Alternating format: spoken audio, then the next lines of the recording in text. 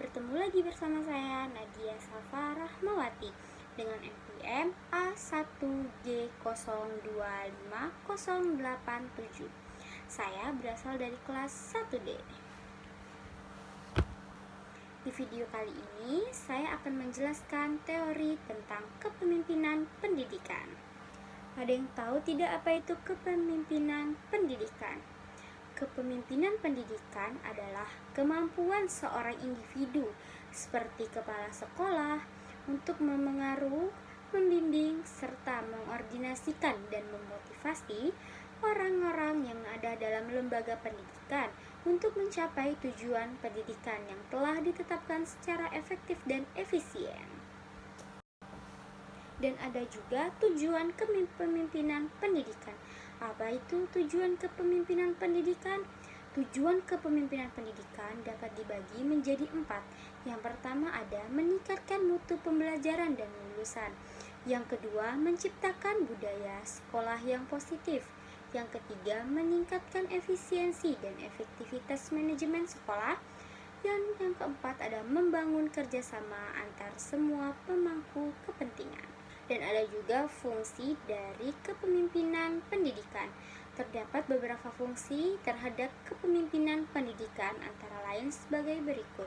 Yang pertama yaitu fungsi instruksional, yang dimana adalah membina guru, mengevaluasi proses belajar mengajar, serta meningkatkan mutu pembelajaran. Dan yang kedua adalah fungsi administratif, yaitu mengelola sumber daya sekolah seperti SDM, sarana, dana, dan waktu. Dan yang ketiga adalah fungsi sosial, di mana membangun hubungan baik antar warga sekolah dan masyarakat. Dan yang keempat adalah fungsi supervisi, yang dimana memberikan bimbingan dan penelitian terhadap kinerja staf. Ada juga gaya kepemimpinan, yaitu gaya yang biasanya diterapkan oleh pemimpin-pemimpin yang ada. Yang pertama adalah demokratis. Demokratis adalah mendorong partisipasi aktif, menghargai pendapat staf, serta meningkatkan rasa memiliki. Dan yang kedua adalah otoriter, yaitu keputusan diambil oleh pemimpin, cocok untuk situasi darurat atau krisis, serta berisiko menimbulkan konflik. Dan yang ketiga adalah laissez, yaitu memberikan kebebasan penuh, cocok untuk tim profesional dan risiko kurangnya kontrol. Yang keempat adalah transformasional, yaitu memotivasi dan menginspirasi, fokus pada perubahan jangka panjang, serta mendorong inovasi dan kreativitas. Selanjutnya ada teori-teori kepemimpinan. Yang pertama adalah teori sifat, yaitu di mana seorang pemimpin mempunyai karismatik sendiri-sendiri, seperti contohnya karisma, kecerdasan, serta kepercayaan diri mereka masing-masing. Dan yang kedua ada teori perilaku, di mana kepemimpinan dapat dipelajari melalui pola perilaku yang efektif. Dan yang ketiga ada teori kontingensi, yaitu gaya kepemimpinan yang efektif tergantung pada situasi tertentu. Dan yang keempat ada teori transformasional, yaitu pemimpin menginspirasi pengikutnya untuk mencapai hal-hal yang luar biasa. Dan yang terakhir ada teori transaksional, yaitu hubungan pemimpin bawahan berdasarkan pada sistem imbalan dan hukuman.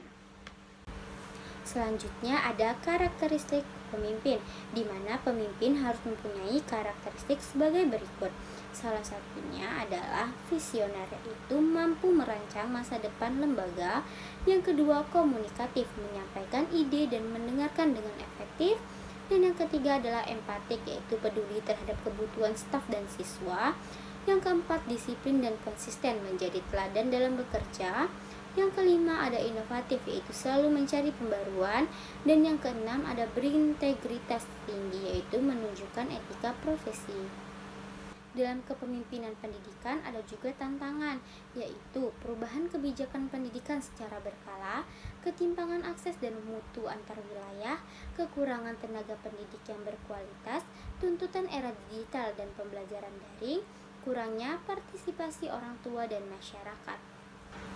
Dan yang terakhir adalah kesimpulan, yaitu kepemimpinan pendidikan sangat penting dalam menentukan keberhasilan lembaga pendidikan.